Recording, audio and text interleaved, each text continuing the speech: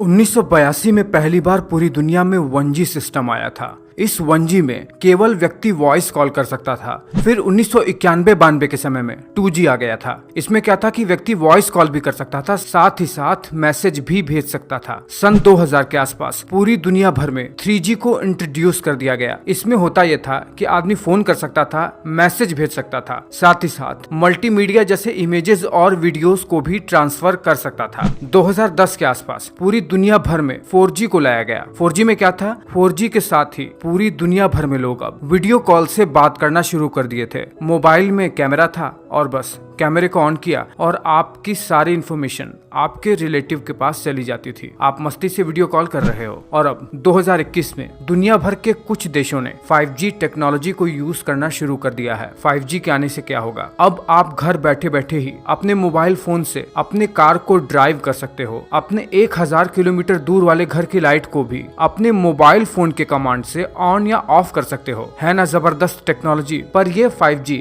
आखिर काम कैसे करता है? किस आधार पर ये बातें कही जा रही है कि यह 5G इस आधार पर दुनिया को बदल देगा? चलिए आपको ये सब बात बताते हैं। ये सब समझने के लिए सबसे पहले आपको ये समझना पड़ेगा कि आखिर मोबाइल नेटवर्क काम कैसे करता है। हम किसी को जब फोन लगाते हैं या जब हम कोई डाटा ट्रांसफर करते हैं तो ये डाटा ट्रांसफर कैसे होता है? देखिए, आपने किन्हीं घरों की छतों पर मोबाइल टावर को तो देखा ही होगा। आपको पता ही होगा कि मोबाइल टावर का काम क्या है। इस मोबाइल टावर का काम आपके मोबाइल फोन से सिग्नल को भेजना या रिसीव करना होता है। एक बार मोबाइल से टावर तक सिग्नल आ गया, फिर उसके बाद इस मोबाइल फोन से आने वाले डाटा को ट्रांसफर करने का काम इसी मोबाइल टावर के नीचे से जाने वाले बड़े बड़े वायर्स करते हैं। देखिए होता क्या है, इन टावरों के अंदर बड़े बड़े ऑप्टिकल फाइबर लगे रहते हैं जो कि एक रीजनल मोबाइल स्विचिंग सेंटर में जाकर कनेक्ट हो जाते हैं। वहां पर उस किसी स्पेसिफिक क्षेत्र के व्यक्तियों का मोबाइल सिम का डाटा जैसे आधार कार्ड वगैरह ये सब चीजें रजिस्टर्ड रहती हैं। जैसे मान लीजिए आप लखनऊ में हैं और आप किसी भोपाल के व्यक्ति को फोन कर रहे हैं, तो सबसे पहले जैसे ही आप अपने भोपाल वाले व्यक्ति को फोन लगाएंगे, आपके मोबाइल से सिग्नल नजदीकी वाले टावर पर जाएगा। वहां से सिग्नल टावर में लगे ऑप्टिकल फाइबर से होते हुए लखनऊ के रीजनल मोबाइल स्विचिंग सेंटर में चला जाएगा। अब यही सिग्नल भोपाल वाले मोबाइल स्विचिंग सेंटर की तरफ ट्रांसफर हो जाएगा और फिर भोपाल की मोबाइल स्विचिंग सेंटर से ये सिग्नल भोपाल वाले व्यक्ति के नजदीकी टावर पर जाएगा और वहां से सिग्नल इस भोपाल वाले व्यक्ति के मोबाइल पर जाएगा और व्यक्ति को फोन आने लगेगा। इसी तरह कई जंक्शन पॉइंट से गुजरकर हमारा डाटा भी ट्रांसफर होता है। लेकिन हमें इस वीडियो में ये जानना है कि 5G कैसे काम करता है। आखिर किस आधार पर लोग कह रहे हैं कि 4G के मुकाबले ये 5G 100 गुना ज्यादा तेज स्पीड देगा। इसकी लेटेंसी यानी डाटा को रिसीव या ट्रांसफर करने के लिए जो टाइम लगेगा वो मात्र और मात्र 1 से 10 मिलीसेकंड तक होगा। चलिए आपको ये सब बात बताते हैं। देखिए, नेटवर्क को 5G में अपग्रेड करने के लिए साइंटिस्ट्स ने नेटवर्क में 5 बड़े बदलाव किए हैं। सबसे पहला बदलाव 5G नेटवर्क को अपग्रेड करने के लिए जो किया गया है वो है 5G मिलीमीटर वेव पर काम करेगा, जिसकी फ्रीक्वेंसी होती है 30 गीगाहर्ट्ज से 300 गीगाहर्ट्ज तक। यानी ये बहुत ही हाई फ्रीक्वेंसी की रेडियो वेव होती है जो कि दुनिया में पहली बार इस्तेमाल की जाएगी। अगर आपको पता नहीं है तो बता दे कि जिस भी वेव की फ्रीक्वेंसी जितनी तेज होती है उतना ही ज्यादा उसमें डाटा ट्रांसफर करने की कैपेसिटी ज्यादा और फास्ट होती है। लेकिन इसका रेंज यानी इनका फिजिकल रेंज बहुत ही ज्यादा कम होता है, यानी ये बहुत ज्यादा दूर तक फैल नहीं पाती हैं। इसीलिए 5G को मजबूत बनाने के लिए दूसरा अपग्रेडेशन किया जा रहा है। वो है हर 250 मीटर पर एक स्मॉल सेल्यूलर टावर लगाया जाएगा जो कि इस मिलीमीटर वेव के रेंज को बढ़ाएगा। लेकिन साथ ही साथ जब नेटवर्क इतना अच्छा हो जाएगा तब जाहिर सी बात है यूजर्स भी बहुत ज्यादा हो जाएंगे। इसलिए नेटवर्क के कंजेशन को कम करने के लिए टावर्स में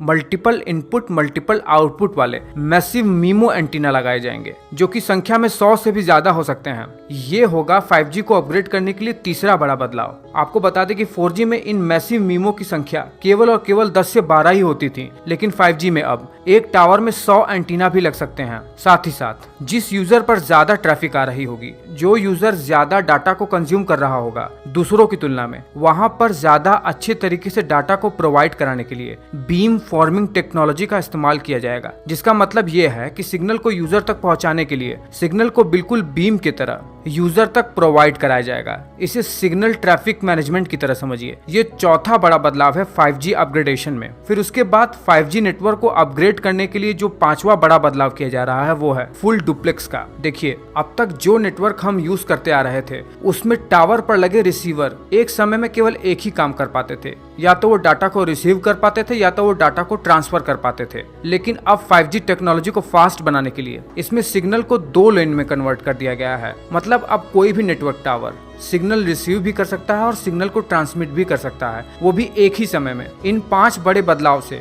5G 4G के मुकाबले 100 गुना ज्यादा तेजी से काम करेगा। 5G काम कैसे करेगा देखिए, मान लीजिए अगर आपको कोई मूवी डाउनलोड करनी है, आप उस साइट पे जाओगे। आपने जैसे ही उस साइट पर कमांड दिया डाउनलोड करने के लिए, तो सबसे पहले आपके मोबाइल से ये सिग्नल पास के टावर पर जाएगा। वहां से ये सिग्नल पूरी दुनिया भर में फैले समुद्र के नीचे जो ऑप्टिकल फाइबर बिछा हुआ है वहां तक ट्रेवल करते हुए, मान लीजिए उस मूवी का सर्वर यूएसए में कहीं पर है, तो यूएस से डाटा रीजनल स्विचिंग सेंटर तक आने में केवल और केवल 1 मिलीसेकंड का टाइम लगेगा। और टावर पर लगे मैसिव मीमो एंटीना इस सिग्नल को मिलीमीटर वेव से बिल्कुल लेजर बीम की तरह आपके मोबाइल पर भेजेगा। और ये जो सिग्नल होगा उसकी फ्रीक्वेंसी एटलीस्ट 6 गीगाहर्ट्ज से 100 गीगाहर्ट्ज तक तो होगी ही होगी, बिल्कुल हाई फ्रीक्वेंसी रेडियो वेव में।